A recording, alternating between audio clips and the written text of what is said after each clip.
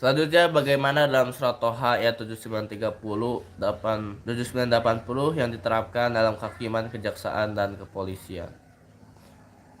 Baik, kita akan membahas surat Taha ayat 7980 dengan pendekatan tafsir tematik, lalu mengaitkannya dengan sistem kehakiman, kejaksaan, dan kepolisian Indonesia dengan penjelasan yang panjang, detail, tajam, dan relevan secara sosial politik. Teks dan terjemah ayat. Surat Taha ayat 79, wa adalla fir'aunu qaumahu wa ma hada. Wa adalla fir'aunu qaumahu wa ma hada. Artinya, dan Fir'aun telah menyesatkan kaumnya dan tidak memberi petunjuk kepada mereka. Surat Taha ayat Lamami.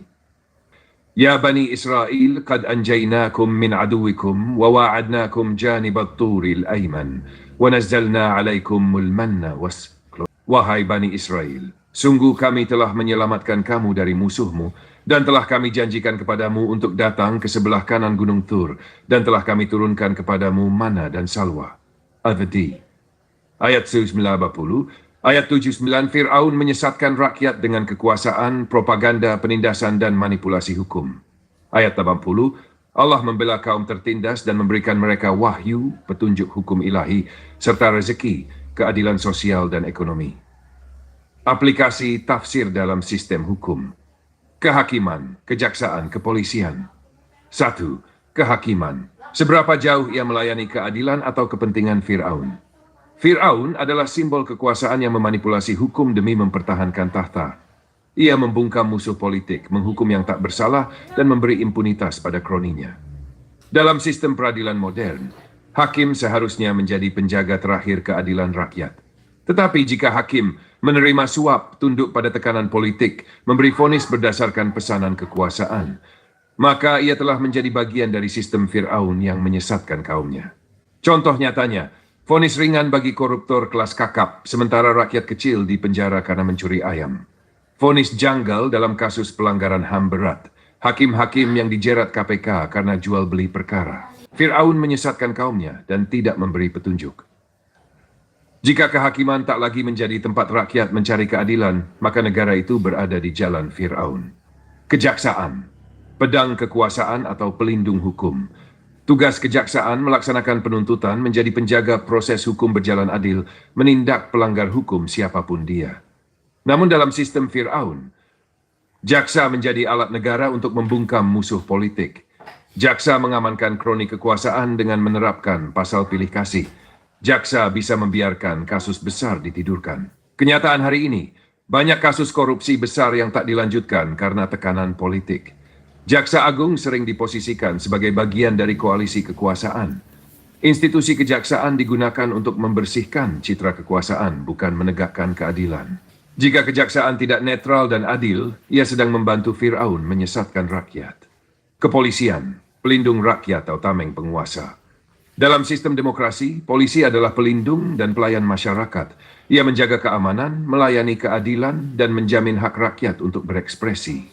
Dalam sistem Fir'aun, polisi digunakan untuk membungkam kritik, dipakai untuk membubarkan demonstrasi damai rakyat, menjadi alat represi dan intimidasi. Terkadang justru menjadi pelanggar hukum, penyiksaan, penembakan, kriminalisasi rakyat kecil. Fakta hari ini, mahasiswa dan buruh dibubarkan saat menyampaikan pendapat. Kritik melalui media sosial dibalas dengan pasal karet UU ITE. Polisi memihak kepentingan elit, bukan rakyat. Ayat 79 adalah teguran bagi polisi yang sudah melupakan rakyat dan tunduk pada Raja Fir'aun zaman sekarang. IV ayat 80. Sebuah harapan bagi reformasi sistem hukum. Wahai Bani Israel, sungguh kami telah menyelamatkan kalian dari musuh kalian. Allah menjanjikan pembebasan dari musuh, penindas hukum, pertemuan dengan wahyu di sisi Gunung Tur, pedoman ilahi, pemberian rezeki, keadilan sosial.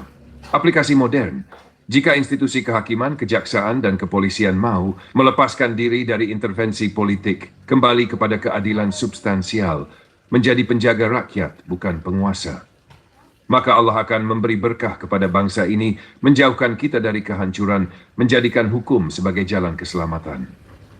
Perbandingan Taha ayat 79 dengan kondisi institusi hukum Indonesia. Aspek ayat Fir'aun menyesatkan. Ayat Allah menyelamatkan. Baik, mari kita kupas isu terungkap dalam demo rusuh hingga Ferry Irwandi bungkam pendukung pemerintah dalam beberapa sudut pandang kritis dan strategis dengan landasan sosial politik dan prinsip kenegaraan. Kita juga akan sisipkan refleksi Al-Quran bila diperlukan. 1. Makna dan konteks isu. Jika benar ada dalang di balik demo rusuh, maka hal ini menunjukkan bahwa demonstrasi bukan lagi gerakan rakyat murni, tapi sudah disusupi agenda politik tertentu. Bahwa ada pihak yang berkepentingan memperkeruh suasana, baik untuk menjatuhkan wibawa pemerintahan, mengalihkan isu utama, atau menciptakan instabilitas sebagai alat tawar-menawar politik. Sementara, Ferry Irwandi, jika dalam narasi ini disebut membungkam pendukung pemerintah, artinya ada upaya dari internal elit atau pengamat untuk membungkam narasi pro-pemerintah yang berlebihan atau manipulatif. Kemungkinan juga karena pembela pemerintah justru menyebar narasi yang memperkeruh, bukan mendinginkan. 2. Siapa dalangnya? Bukan cuma soal nama, tapi sistem. Jangan berhenti pada siapa individunya. Pertanyaan terpenting adalah kenapa sistem bisa dibajak untuk menciptakan kerusuhan? Karena ada ruang yang lemah dalam demokrasi. Ada aparat yang bisa dibeli. Ada hukum yang bisa diatur untuk tidak mempan menindak provokator kelas kakap. Ada media yang bisa dibayar untuk menggiring opini, bukan menyampaikan fakta. Dalang demo rusuh bukan hanya satu orang. Ia sistemik. Bisa dari oposisi bayangan. Bisa dari elit pemerintah yang ingin chaos agar kekuasaan diperpanjang. Bisa dari oligarki yang tidak ingin rakyat bersatu. 3. Demo rusuh bukan gerakan murni rakyat. Demo adalah sah, dijamin konstitusi. Tapi ketika sudah berubah menjadi anarkis, menjarah, menyerang fasilitas negara dan warga, itu bukan lagi aspirasi, tapi provokasi. Ketika rusuh terjadi, rakyat yang berdemo dengan damai kehilangan legitimasi. Pemerintah punya dalih untuk represif, contohnya pembungkaman lewat pelarangan demo sweeping aktivis. Muncul perang narasi, siapa sebenarnya yang salah, dan inilah yang diinginkan sang dalang. Kekacauan, ketidakjelasan, kecurigaan antar anak bangsa. Ferry Irwandi membungkam pendukung pemerintah. Mengapa? Jika narasinya benar bahwa Ferry Irwandi membungkam pendukung pemerintah, kita perlu bertanya, apakah karena mereka membela dengan cara membabi buta, karena mereka menyebarkan hoax, karena mereka memprovokasi dan memperkeruh demo, atau karena Ferry adalah bagian dari oposisi elit yang sedang memainkan peran penengah? Analisa kemungkinan. Ferry sadar bahwa pembela pemerintah yang terlalu fanatik bisa menimbulkan antipati publik. Ia membungkam bukan karena benci pemerintah, tapi untuk menjaga netralitas ruang publik. Atau bisa jadi Ferry menggunakan dalih membungkam pembela pemerintah untuk mengamankan panggung opini agar hanya narasi oposisi yang dominan. Refleks surat Taha, ayat 79-80, siapa yang menyesatkan siapa? Dan Fir'aun menyesatkan kaumnya dan tidak memberi petunjuk. Wa adalla Fir'aunu qaumahu wa mahada. Jika dalam isu ini kita analogikan, dalang demo rusuh adalah seperti Fir'aun kecil yang menyesatkan massa demi kepentingannya sendiri. Ia mungkin membayar provokator, menunggangi idealisme pemuda, menyebarkan narasi manipulatif. Jika pemerintah diam dan membiarkan kerusuhan dimainkan, ia juga bagian dari penyesat. 6. Solusi. Jangan takut membongkar. Tapi juga jangan terjebak politik lalu dijadikan kambing hitam saja. Negara harus menghancurkan sistem pembajak demokrasi itu, bukan cuma wajahnya. Aparat kepolisian, kejaksaan, kehakiman harus bekerja tanpa tekanan politik, tanpa takut pada elit, tanpa membungkam rakyat yang tulus. 7. Nasihat untuk rakyat. Jangan mudah diprovokasi rakyat, mahasiswa, buruh, ulama. Jangan mau dijadikan alat oleh elit. Jangan biarkan demo berubah jadi rusuh, aspirasi berubah jadi kerusuhan, kebenaran berubah jadi kebencian. Jangan pula membela pemerintah secara membabi buta, menyerang pengkritik dengan pasal karet, meninggikan simbol tapi melupakan substansi keadilan. Penutup, siapa di jalan Musa dan siapa di jalan Fir'aun? Dalang rusuh adalah Fir'aun kecil yang mengadu domba rakyat demi singgasananya. Rakyat yang ikhlas menuntut keadilan. Mereka adalah seperti Bani Israel yang tertindas dan menunggu pertolongan Tuhan.